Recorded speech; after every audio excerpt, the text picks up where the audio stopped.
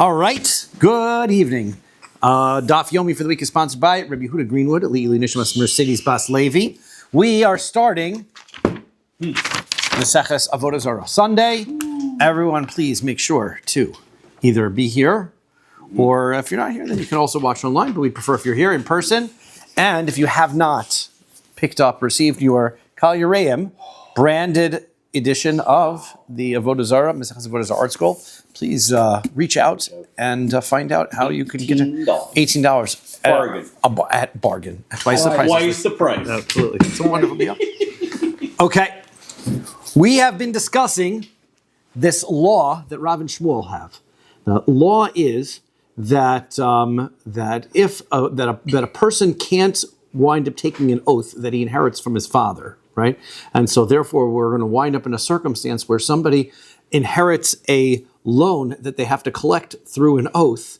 They're not going to be able to collect it. So we had made this, the last thing that we had learned at the end as we were ending last night, that there is such a thing as an oath, a circumstance where a person can collect, where a son can collect without an oath, when a father would need to be able to collect with an oath. And we had given that circumstance, and so the last thing that we're up to there, we're on the fifth line. Amar Rav Yosef. Rav Yosef says, "Hamani, whose opinion is this that says that you can, if Rav and Shmuel are correct, they have this law that you're not allowed to be able to collect without an oath. Whose opinion is this that says that you can collect without an oath? This is Beis Shammai's This is Beis Shammai's opinion." And that is completely outside of the bounds of what we've been discussing, because Da'amri Beis Shammai is of the opinion that Shtar ha'omed legavos kegavoy dami. They have a different rule. The reason why that this person is able to collect without a oath is because they have a rule that contract, even if it hasn't been collected, is considered as though it's already been collected, which means no oath is ever required. It's the person is already considered the owner of that property, and that's their unique opinion. Okay, now we're going to go back into this conversation about this law of Rav and Shmuel, and we have this story of Ikla Rav Nachman l'Sura. So Rav Nachman went to go visit Sura. Rav Nachman was one of the leaders of as the Reish Galusa, and so therefore he would travel around a bit. He went to Sura, and Oligabe Rav Chisda v'Rabba bar Rav Huna. So they went to Rav Chisda and Rabbi Rav Huna came out to visit him. Amru lei, they said to him, "Leisi mar nakra laha de Ravu Shmuel." Nobody thinks that this opinion of Rav and Shmuel that says that a person can't transfer a oath that he has to take over to his children, and therefore the orphan won't be able to collect on his father's debt. Let's get rid of that law. Let's decide that law is not like Rav and Shmuel is correct. Amar Lahu, Rav Nachman said to them, Ich pili v'asai kol hani parsi lim akra lahad Rav Shmuel. You think I came all this way just for the purpose of uprooting a law that Rav and Shmuel made? I'm not going to do that. That's not politically proper. Elahavu de lo losif Allah. So he says, but I'll tell you what we could do. We have to be careful not to increase that rule. In other words, Rav and Shmuel made that rule only in a circumstance where the lender died first, the borrower died first, in which case the father already owed an oath to collect from the orphans, and then the father dies. That's the circumstance where his rule applies. But let's not expand that rule to apply into any other circumstances where somebody has an oath and then it transfers over to their son, because that's not going to work. So what's the cases that we Kigon Mai? What cases, for example, did he not want to transfer this over to? Damar Rav Papa says Apoke Meshtaro. Let's say somebody says that I've already collected part of my contract.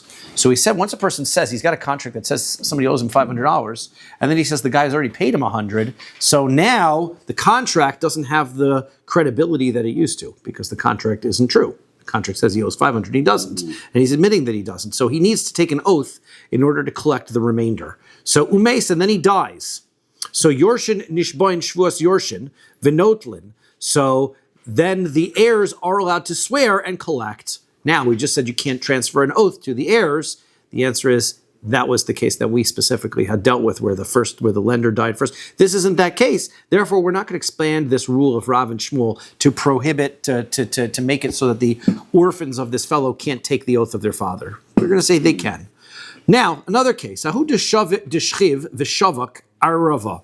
So there was a person, a circumstance where somebody died, and the orphans that he's going to collect from and so the orphans are not going to collect from the other orphans, and the orphans had a guarantor on the contract. So Savar Rav Papa lemeimar hanami de lo sifala. Rav Papa thought to say that the case that Rav and Shmuel said that you can't take the oath didn't include a case where there was a guarantor. So maybe we don't have to follow Rav and Shmuel's law, and we can collect this money.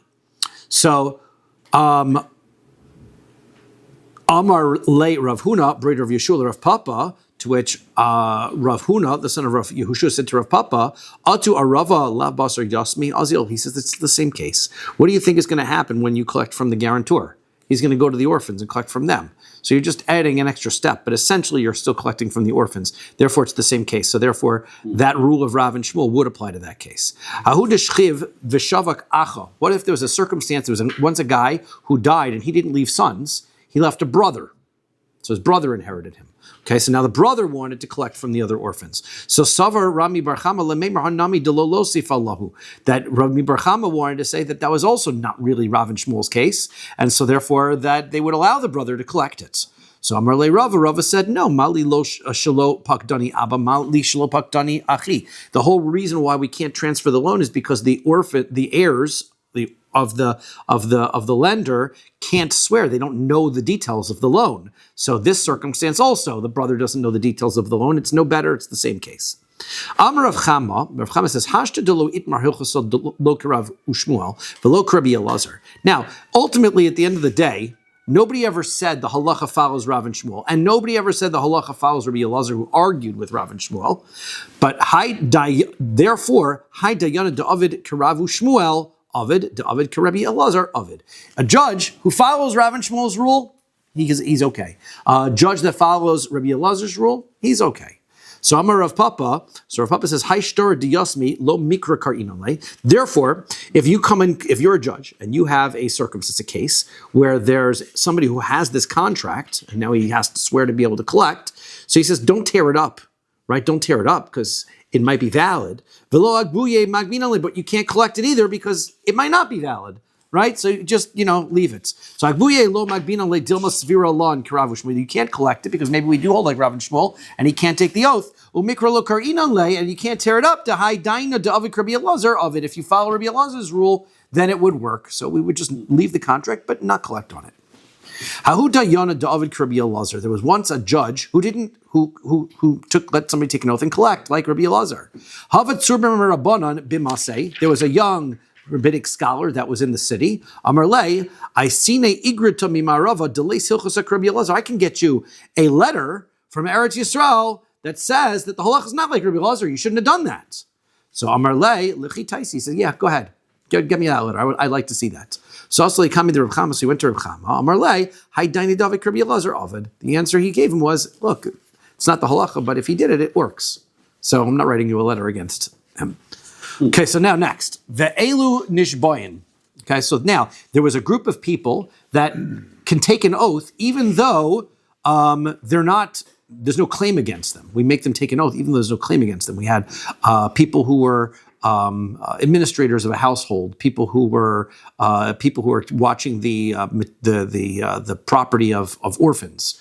So these administrators, these people were able to take an oath despite not being asked to take an oath. So atu beshuf tani askino. What are we dealing with? A bunch of idiots. Why would you volunteer to take an oath? You don't want to take an oath. You're just going to get up and swear that you're telling the truth. But nobody asked you to swear. Why would you do that? So hachikam is it means. Ve'elu nishban shelo b'tainis bari. The answer is that we discussed that normally, in order to be able to collect, you need to have somebody say, I know you owe me money. These cases, nobody knows whether they owe money or not. Somebody's simply accusing and saying, I suspect you of not being honest. Would you take an oath and verify that you're being honest? And we ask them to take that oath. El b'tainis shema, hachut shutfin v'harisin. Like, for example, we've got partners or sharecroppers where essentially they're involved in the money. I have no way of claiming. I don't know that my partner is being fair and honest. Right? He handles the business on Mondays. I'm not in the store. I don't know if he's not keeping the money. So I can't claim that he's not doing it right. Therefore, Therefore, I'm going to ask him to swear, despite the fact that I don't know. Unless you have to ask people who know him. Still, again, I have to know, otherwise it's not a claim. Tana, we learned, Ben Bias Sha'amru. Now, there was the case of somebody who is a household, somebody who's a butler, right? He's in charge of the household. Sha'amru lo, they said, shenichnas v'yotzi b'rag. So that Ben Bias Sha'amru lo shenichnas v'yotzi b'rag. We're not saying Ben Bias means somebody who hangs around in the house, right? A guest who often shows up. Ela machnis lo po'alinu motzi lo po'alinu. Machnis lo perus motzi. This is a guy who hires workers in the house for you. He's a guy who buys the produce in the house. So therefore, he's like your butler, right? So he handles the running of the household. That's the guy we're talking about. Umayshna hani. So why do these people have to swear, despite the fact we don't have a regular claim against them? Mishum demoru ba heteru. Because they think to themselves that since I'm doing all the work, it's acceptable for me to take some. So therefore, since they think in their mind it's acceptable, we make them take an oath that they didn't do it. Amar Rav Yosef bar Menyuni. Rav Yosef bar Menyuni says, Amar Rav Nachman bar Rav Nachman. V'hu sheyesh tana beinayhu shtei kesef. Rav Nachman says that the claim between them, the doubtful claim, still has to be 2 pieces of silver. So Kiman, who's that like? Kishmuel. That's like Shmuel. Remember the old argument between Rav and Shmuel, whether you needed to have the original claim had to be 2 pieces of silver, or whether the amount that he denied had to be 2 pieces of silver. So the original claim has to be 2 pieces of silver. That's Shmuel. But didn't Rabbi Chia teach this was going to support Rav's position? So Ema Kefiris Taina Kerav. So the answer is yeah, we have to change the text of the Brisa here to mean that the amount that was denied is 2 pieces of silver. That's Rav's opinion. Okay, Chalku Ashutfin V'Ha'arisin. So now, if partners or sharecroppers, they dissolve their business deal. So we said that at the time of the dissolving of the business deal, you can have them take an oath. If, however, he comes back a year later and he says, you know what, I don't think you treated me right. I want you to take an oath. You cannot make him take an oath at that point. It's only at the time of the dissolving of the business deal. So Iboy Lahuf asks the following question. Malagalgel b'derabanan. So let's say somebody has a rabbinic oath in place on them. Can you add other things into a rabbinic oath? We know that we had said that when it comes to a Torah oath, if there are other things, like for example, there's a piece of land, you don't swear on land. But if I had an oath that I was already obligated, we can add the land into the oath in order to be able to make sure that he's telling the truth. Can you do that with rabbinic oaths as well? Tashma, come and listen. Lo veheminu erev Shevuos. Let's say somebody borrows money on the year before the Shemitah year, right before Shemitah year. Ulamotzi Shevuos nasa lo shutuf. And then after Shemitah year, they become partners. Oris, or some kind of sharecroppers, so that they're partners in business. Ein megalgalin, so you cannot, at that point, if you dissolve your partnership, you cannot say, well, since you already are swearing about since you already have to swear about the fact that you're my partner, so now I want you to swear also about the original loan. That's why. The answer is because the loan took place before the Shemitah year. The loan's canceled. That's why you can't do it. The loan got canceled by the Shemitah year. Which would mean that in any other circumstance that Shemitah wasn't involved, you could have him swear about the loan despite the fact that he's only encouraged to take this oath on a rabbinic level. So lo tema. So no, we should read it like this. Hashar shenei shavua megalgalin. That Shar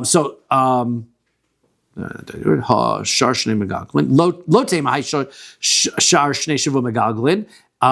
So no, we're not saying that you should be able to roll this oath into the existing rabbinic oath. Ela ema nasa lo shutif o oris erev Shevuos. So what you have to do is you have to read the text like this. This is the text. You should read it like this. That let's say they become partners before Shemitah. It's reverse, right? They became partners before Shemitah. Ulmotzi Shevuos lova. And then after Shemitah, he borrowed the money. Lova himenu. Megalgalin, so then you can make him swear about being a partner, what he might have owed you before Shemitah, being a partner, because you have a Torah loan, you have a Torah oath based on the loan. So the problem is, ha-behed yaktani law, nas lo shutuf o aris erev Shevuos. That's not what the Brisa says. The Brisa, you just flip the whole text around. That's not what the Brisa says. The Brisa really says that they became partners after Shemitah, right? It doesn't say, it's right, Ulamotzi Shevuos lo vehemenu megalgalin. So shmamina megalgalin b'derabanan shmamina. So you see clearly from here that yes, in fact, we do add extra oaths in even on a rabbinic oath, right? So you're allowed to do that. So Amar Rav Huna says, Lakol megalgalin chutz misachir. You can add a loan. There's one rule. We just said rabbinic oaths. You can add in other things into the rabbinic oath. The one exception to that rule is where the worker swears and says, you didn't pay me. Why? Because that one was in economic reasons, right? We just said for economic reasons, we're going to give the worker believability. We don't want to create a circumstance now where the owner now has to start taking, get worried that the worker is going to have to be swearing on other things and collecting other things or the worker is going to wind up swearing other oaths that he doesn't want to swear just to collect his wages. So that doesn't count. She'em megalgalin, that's where we don't. That's where we draw the one. Rav Chisda Amar lekol ein makilin chutz misachir. Rav Chisda says we're not lenient in order to be able to add extra oaths in, except for when it comes to the person who's collecting his wages. We're lenient on him, so he does not have to take extra oaths. To make my beinahu, what's the difference between these 2 points of view? It sounds like they're saying the exact same thing. Heke beinahu liftoach lo. The question is, do you, as a beis din, introduce these extra loans or these extra oaths or not? Meaning, if you know they're both agreeing that you can add in these extra oaths, the question is, does the person who's making the claim have to say, I would like for him to also add this into his oath? Or does beis din say, hey, you know what, we've got on record that you have these other cases that are outstanding, the beis din would like for you to do it. So that's the argument between the two positions. Vashvias mishametas. Then we said, Shemitah year is going to cancel. Minoni mili. So how do you know? We said that Shemitah is going to cancel oaths, meaning if somebody owes somebody an oath from before Shemitah and then Shemitah comes, you can't make him take the oath afterwards. So minoni mili, how do we know that? Amar Rav Gidl, Rav Gidl says, Rav, the Amar Kral, the pasuk says, V'zed dvar hashmita. This is the word of Shemitah. Afilu dibor mishametas. Even words Shemitah can cancel. Hadron alach kol nishbain, hadron alach kol nishbain, hadron alach kol nishbain. Okay, now there are four arba shomrin. There are 4 types of watchmen. Okay, somebody is responsible for guarding somebody else's object. So there are 4 different ways that could work. Okay, we're going to see all of them, right? Number 1, right? You could be hashoel. You could be a shomer chinam. Shomer chinam is somebody who is watching something as a favor for somebody. Okay, his responsibilities are the least because I'm doing you a favor. So therefore, if it gets lost or stolen, I'm not responsible for paying. For sure, if it dies of its own accord, I'm not responsible. The only time I'm responsible if I'm watching it on your behalf is if I damage it. If I'm negligent, I do something to damage it, then I have to pay, right? If I steal it myself, right, then I have to pay. But if other circumstances, I don't have to pay. V'hashoel, also somebody who borrows it. Somebody who borrows something takes on now the borrower is having a favor done to him. He has the most responsibility. He always has to pay for just about everything, right? So unless like lightning strikes it or whatever, if the animal dies while it's working for him, if the animal gets lost, stolen, he's responsible. Then we've got 2 other cases. Nosei sachar, somebody who is getting paid. He's a paid watchman, so sometimes he's responsible. V'hasocher, and then we have somebody who is a renter. The renter is also responsible on the same level. So let's start with this. Shomer chinam, when it comes to the guy who is a free watchman, nishba al hakol, he can swear that about anything. All he has to do is swear that, it got lost. Swear it got stolen. And then by swearing that, he is not responsible to pay. Vashoel mishalim esakol. The person who's borrowing has to pay for everything. He always pays, right? He has the greatest amount of responsibility. He always pays. Nosei socher v'hasocher, the guy's in the middle, the guy who is a renter or the guy who's being paid to watch, nishbayin al shvura v'al shvuya v'al misa. They can take an oath that what happened was that it broke or it was captured or it died of its own accord. Umishalmin. And then under those circumstances, that's when they swear and they don't have to pay, right? Because those are circumstances that are beyond their control. Umishalmin es aveda ves agdeva. But if it gets lost or stolen, then they have to pay. They can't swear right? They have to swear what happened. If they swear it was stolen or lost, then they are going to have to pay. So here's the examples. Now, it's interchangeable. The bottom line of the entire next page is that if I swear, remember that the oath, we're only liable if it makes a financial consequence. So if I lie about what happens, but it makes no financial consequence, I'm not liable. So, for example, Amar l'shomer chinam, the guy is a free watchman. He said, Heichan shori, he says, where's my ox? Amar lo meis, he said it died. But that wasn't true. The ox didn't die. Vehu shenishbar, it broke, right? It wasn't able to work. Oh, nishbar, got captured. Oh, nignav, or it was stolen. Oh, avad, or it was lost. So in any of those circumstances, he's not liable to pay anyway. So the fact that he said it died is a certain he's not be liable to pay. But he could have said anything else, and he wouldn't have also been liable to pay. Therefore, he's not liable for the lie, because it doesn't make any difference. Similarly, if he says nishbar, that the animal broke, v'hu shemes, but it really died, or nishbar, or it was captured, or nignav, or it was stolen, or avad, or it was lost. Or he says nishbar was captured, but really, v'hu mes, or nishbar, or nignav, but it was really one of these other circumstances that happened to it. It died, or it got broken, or it got stolen. Oh, avad, or it got lost. Or nignav, or it really was stolen, v'hu shemes, and it really died, or nishbar, or avad, or any of these other things happened to it. Avad, he swears that it got lost, v'hu shemes, or nishbar, or nignav. And really what happened is it died, or it was broken, or it was captured, or it was stolen. Mashbiach ani, so he says, I want you to swear to that. If Amar Amen, he says, yeah, I swear to that. Amen, I do. He's patur, he's exempt. Despite the fact that he's lying. He said it died, but it really was stolen. But it doesn't matter, because either way, if he had told the truth, he also wouldn't have been liable. So it doesn't make any difference. So he's not liable for Shevuos HaShomrim, for taking the oath of a watchman, because ultimately it made no practical difference. Similarly, Heichan Shori, person says, where's my ox? Amar lo eini yodea. He says, I don't know. Ma atasach, what you're talking about. I don't know anything that you're talking about. So now, right, vehu shemes o nishbar o nishba o nignav o avad, but really, he does know what he's talking about. It died, it got broken, it was captured, it was stolen, it got lost. Mashbiach ani v'amar amen. He says, I'm making you take an oath. Amar, and he said, yes. Patur, he's exempt also. Because if he would have told him what happened, he would have been exempt. So if he doesn't know what you're talking about, still he doesn't have to pay. He's not going to be liable for the oath. This is also for the unpaid, like the All so far we're talking about is always the shomer chinam. Yes. That's why he's not liable. He's not liable for any of these cases. Heichan shori, let's say the guy says, where's my ox? Amar lo avad, he says it got lost.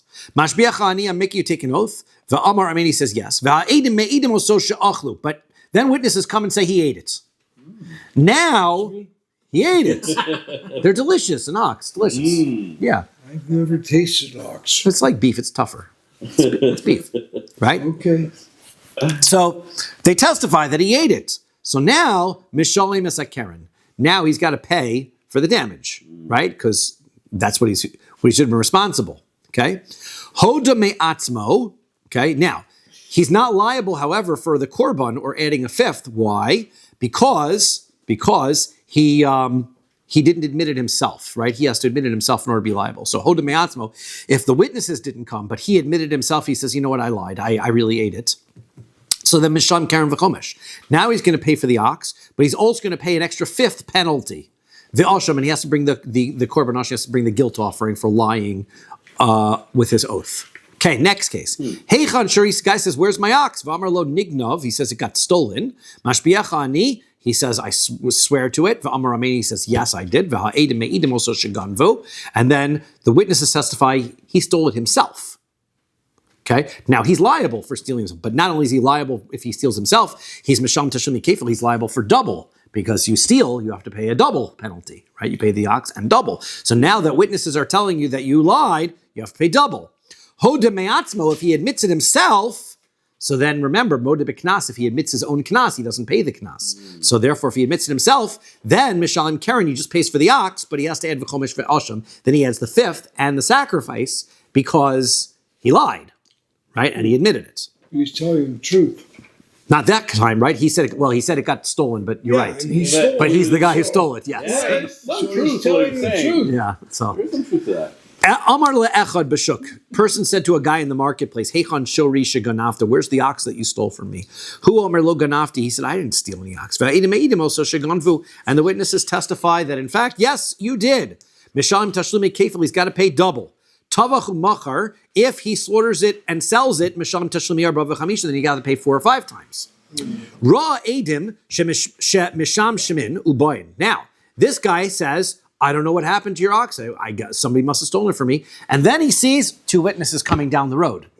Now, what does he do? Amar ganavti, he says, I admit it, I stole it.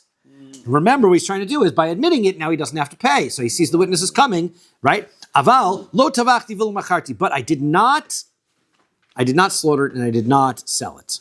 Therefore, he's claiming, he's not admitting to the extra payment that would have to come for the slaughtering and selling. So, Eino Mishalem Ela Karen. We learned before that if you don't have to pay the fine, the double fine, you also don't have to pay the extra fine for slaughtering and selling, despite the fact that he's not admitting it. And the witnesses are coming and claiming that he did sell it and slaughter it. He had never, because you always have to pay 4 or 5, and the double is subsumed into the 4 or 5 punishment. So if you're not paying the double, you're only going to wind up paying 3 or 4. That's not enough, right? So therefore, that's as long as you admit that you stole it, you don't pay any of the fines. Now we're going to go to the next case, the shoel, the borrower. Amar l'shoel. Now he goes to the borrower. Heichan Shuri says, "Where's my ox?" Amar lo, he says to him, "Mace, it died. V'husha nishbar nishbo nignavo avad." But in fact, it didn't die. Right? It broke, it was captured, it was stolen, or it was lost. Nishbar, he says it broke. V'husha meso nishba o nignavo avad. But really it died, or it was captured, it was stolen, or it was lost. Nishba, it was captured, v'husha meso nishbar o nignavo avad, but really it was really died, or it was broken, or it was stolen, or it was lost. Nignav, he says it was stolen. V'husha meso nishbar o nishba avad, but really it was died, or it was broken, or it was captured, or it was lost. Avad, he said it was lost. V'husha meso nishbar o nishba o nignav, but it really wasn't. It was died, or... So basically, it doesn't matter what he claims, and it doesn't matter what really happened. Mashbiach ani, if he says, "I make you take an oath," Amar Amen, he says, "Yes, I take an oath." Potter, he's exempt. Why? Because he has to pay anyway. Doesn't matter that he's swearing that's what happened, because in all the circumstances, it doesn't make a financial difference. Whatever he's swearing to, he has to pay. So therefore, since it doesn't make a difference, you're not liable for the false oath. Heichan Shori, right? Person says, "Where's my ox?" Amar lo ini yodei, says, "I don't know ma tasach. I don't know what you're talking about." V'husha meso nishbar nishbo nignav, and in reality it died, or it was broken, or it was captured, or it was stolen, or never, or it was lost. Mashbiach ani, he says, "I make you take an oath." V'amar, he says, "Yes, chayev, you are liable to pay." Right? Because that now you're liable for the oath, because in that circumstance, right, your denial. One second, I'm in the wrong place. What if the wife sold it to someone else? Sorry? What if his wife sold it to someone else Then and you're he thought trouble. it was stolen? As long as, remember, we said when it comes to oaths, whatever you believe is the truth is acceptable. You're not liable if you think you're telling the truth. Okay. Right? So, 1 second, butter.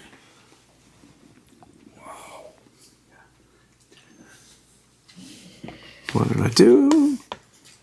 Okay, fine. Amar lenose sachar. Right now, what about the cases?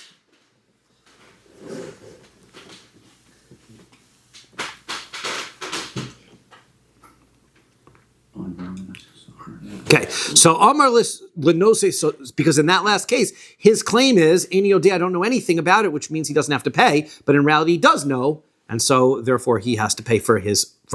Now, Amr lenose socher. Next case, vasocher. The cases of the person who is getting paid to watch or he's renting. So in those circumstances, it depends, right? Sometimes you're liable for certain claims and sometimes you're not. So it really does depend on what the claim is. Heichan Shuri says, "Where's my ox?" Amr le Mace, he says it died. V'hush nishbar nishbav nishbar. Or what really happened is it broke or it was captured or it broke or was captured. So therefore, he's making a claim of mace. Now, mace, if he says it died, he's not liable for that claim. But really, what happened is it broke or it was captured, and he is liable for that claim. Nishbar, he makes the claim that it broke, so that would be another circumstance he's not liable. V'hu shemeso nishba. But what had happened is it died or was captured. So nishba, if it was captured, v'hu shemes o nishbar. But in the end, it died or it broke. Nignav, it got stolen, v'husha avad, and it really got lost. Avad v'husha nignav, or it got lost and it was really stolen. Mashbiach ani, he says, "I make you take an oath." V'amar amein, he's potter, so in these circumstances, he's exempt. All of these cases are circumstances where he's either swearing to a circumstance that he would be liable, and what really happened was another circumstance where he would be liable. It doesn't have to be the same thing, right? Where he said it died, or where he said, for example, it was lost, but really it was stolen. So he's liable in both circumstances, so it doesn't really matter. And then we have circumstances where he would be not liable, like it died by itself, and what really happened was it got captured, which he's also not liable for. So it doesn't matter if he's switching from a not liable to a not liable. then the oath doesn't matter. If he switches from a liable to a liable, the oath doesn't matter. No matter what, he is exempt from having to bring a sacrifice for the oath. Mace o nishbar o nishba. Now he says it died or it broke or it was captured. Now those are circumstances where he's not liable. V'hu nignav o avad. But really what happened was it got lost or stolen, which are circumstances where he would be liable. So he's lying and getting himself out of trouble. Mashbiach ani v'amar amen. He says, make you swear an oath. And he says, yes. Chayav, now he's liable for the oath because now he has lied in order to change what happened to the ox in order to reduce his financial burden. Avad o nignav. Right? Let's say it was lost or it was stolen, but really, so he claims it was lost or stolen, which means he's claiming that he is liable. But really, it was really a circumstance where he wasn't liable. He really died, or it was broken, or it was captured. Mashbiachan, he says, I make you take an oath. He says, yes, I do. Potter, you are exempt. Why? Because you admitted to too much. You're not liable if you admit to too much. You're only liable if you admit to too little. Right? If you're lying and it causes the other person a loss. Ze'aklal, here's the rule. If you change from one type of obligation situation to another obligation situation, or you change the story from a circumstance where you're exempt to another circumstance you're exempt, or you change it from a circumstance where you are exempt to a circumstance where you will be liable, then pater, you're not liable because you didn't cause any loss to the person who you're lying to. But if you really are liable and you lie and claim that you're not, you are chayiv. Then you are liable for violating the oath. Zaklal, here's also the rule. If you are making an oath in order to make the punishment more lenient on you, then you are liable. If you're being more strict on yourself, so then you are pater. Says Gemara, Mantana Arba Shomrim. Who is the one who says there's 4 types of watchmen? Amar Rav Nachman, Amar Rabba Bar Avuha, Rabbi Meir he. So Rav Nachman says in the name of Rav Avuha, it's Rabbi Meir's opinion. So Amar Rabba Rav Nachman. Rabba says to Rav Nachman, Mi ikatana de leis le Arba Shomrim. What are you talking about? Nobody holds there aren't 4 watchmen. There was 4 watchmen. That's the list. That's who they are. So Amar Le Hachi Kamilach. He says, this is what I was asking you. Mantana de Amar Socher Kenosi Socher. Dummy. Who's the opinion who holds that a renter and somebody who's hired to watch, a hired security guard, have the same level of responsibility? Because that's actually a dispute. And that we say is Rabbi Meir. Amar Rabba Bar Chana, Rabbi Meir he says, 1 second, how do you say it's Rabbi Meir? V'ha Rabbi Meir ipcha sham inale. We know that Rabbi Meir holds the other way. Rabbi Meir holds that they're actually not the same. Ditanya, we learn in a brisa. Socher, somebody who is a renter, Ketzu Misham, what's his responsibility to pay? So Rabbi Meir, Omer Kishom Rechinam, Rabbi Meir says that a renter actually only is liable like a free person, right? And Rabbi Yehuda Omer Kenosi Sachar. Rabbi Yehuda is the one who says that he's liable like somebody who is a hired watchman. So Rabba Bar Avua Ipcha Tani. So the answer is Rabba Bar Avua had a reversed version of that brisa. To him, he thought that Rabbi Meir was the one who equated the renter and the person who is hired to watch. So Hani Arba, the Tani, he learned like this. Arba Havu Shlosh. He says, 1 second, Arba Havu Shlosh Havu. What do you mean there's 4 types of watchmen? Then there's only 3 types of watchmen, right? There's a free guy, a borrower, and then this other circumstance where he's quasi-liable, quasi-not. It's only 3 types of watchmen. So Amar Rav Nachman Bar Yitzchak, Rav Nachman Bar Yitzchak says, Arba Shomrim v'dinei shlosha. No, there's 4 types of watchmen. There's only just 3 different rules, right? 2 of them are the same, have the same rules, but there's 4 watchmen. Amar l'shomer chinim, he says to a free watchman, Heichan shori, where is my ox? So Amar le'achad b'shuk, then he said to somebody in the marketplace, Amar l'shomer, then he said to the person who's guarding it, Heichan shori, he says, where's my ox? Amar lo, he says, Eini yodea matasach, and he says, I don't know what the story is. So we're going to go through all this discussion. Amar Rav, v'kula and petur mishvuah shomer. All of these circumstances, you are exempt from lying, for taking the oath, right? V'chayav mishum shvuas bitui. But you know what would be? If you, but you did lie. At the end of the day, you lied. So therefore, you might not be liable for the oath of breaking a oath of a watchman, but you are liable for what's called shvuas bitui. That's the declaration oath where somebody says, I will eat, I won't eat. You're liable for that lie, okay? Ushmuel Amar, Shmuel says, Af pturin mishum shvuas bitui. Shmuel says, nope, even that you're not liable for. But my kamifligi, what are they arguing about? It's the old argument. Shmuel savar leisa bilahaba, Rav savar isay bilav vehein. It depends. Shmuel says, remember you need an oath in the past tense and the future tense.